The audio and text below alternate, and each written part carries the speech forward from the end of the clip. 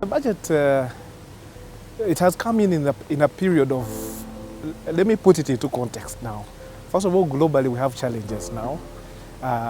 Productivity is low globally. The price fluctuations are all but about. In terms of inflation, the central bank is trying to manage here, but also globally we have those challenges. So when we come down here, and the biggest challenge now that we've been having, of course, is the debt issue. Our debt to GDP has really increased beyond what the IMF had actually recommended. So our country faces a tough time, a tumultuous time right now. And now our leadership is left with saying, how do we manage this? Our aid has drastically reduced after the AHA bill. It was at 2.1 trillion development aid. Now we're at about 280 billion. You can imagine that whole change. And so even with the taxes that are trying to come up and catch up, see how we can collect more domestic revenue to meet the items of the budget, you can see even the recent ups and downs that we've been having between the taxman and the traders. It is a tough time.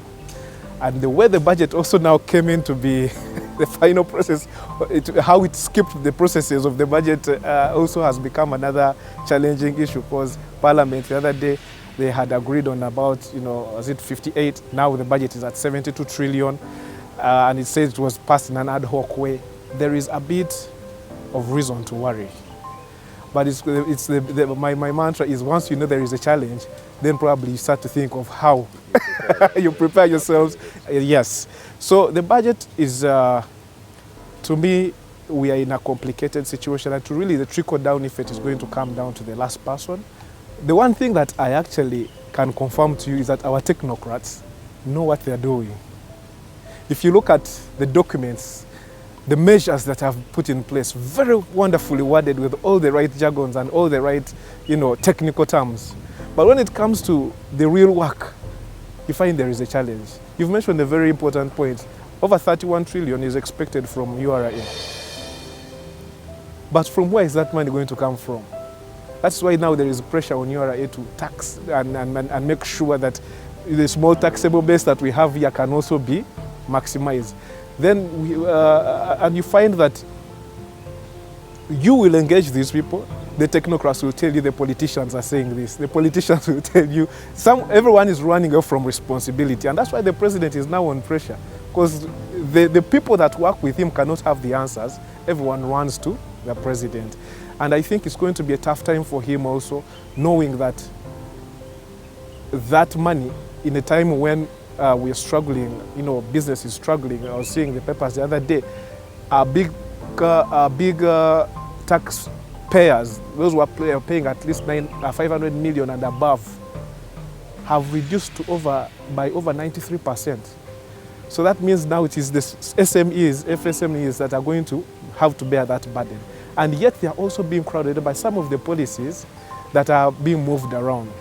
So there is going to be a challenge. The technocrats, we could talk to them, they will respond to us. But I think fundamentally we need an alignment around all government agencies. And this is going to be really a burden on the president, because the MPs, the legislators, the technocrats who are in the ministries, they don't have answers. And you spoke about the budget. If even you look at the areas that we are putting most of our money in, they're unproductive areas. Areas to do with administration, to do with some projects that do not have an exact return.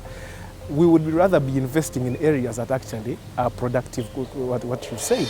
Instead of relying on the less than 10% tax base that we have here, how can we increase it to about 30% so that the burden is lessened on the people who are bearing the tax? It's going to be something that we should look at, the whole ecosystem should look at, and see how do we decrease the informal sector? What are the factors that are making these people refuse to go into informal business?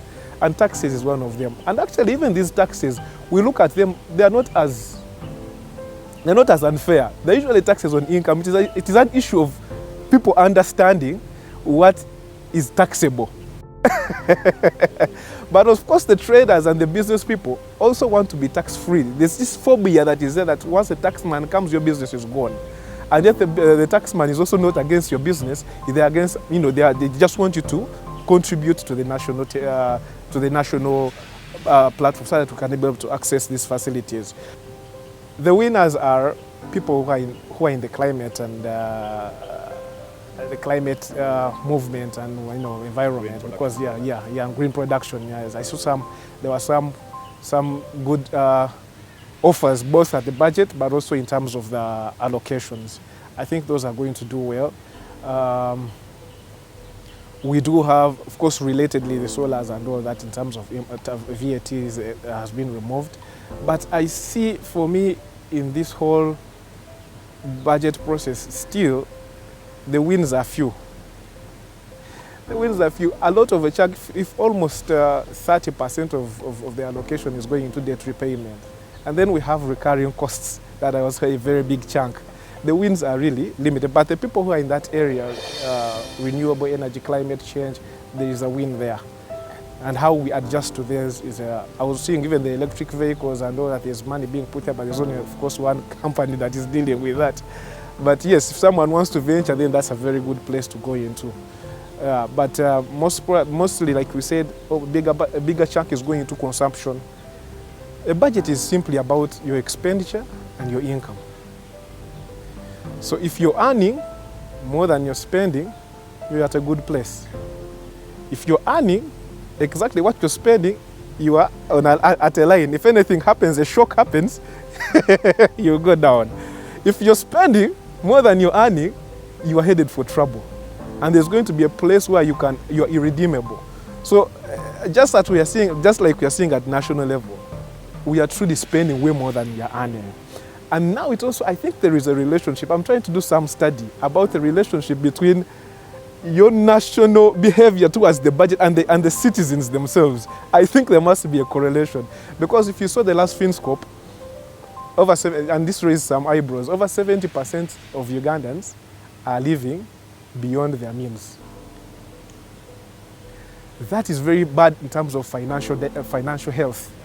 Because it means when a shock hits, and 93% of Ugandans have experienced a shock in the last 12 months. A shock can be death of maybe a provider and their family. It can be like COVID hit.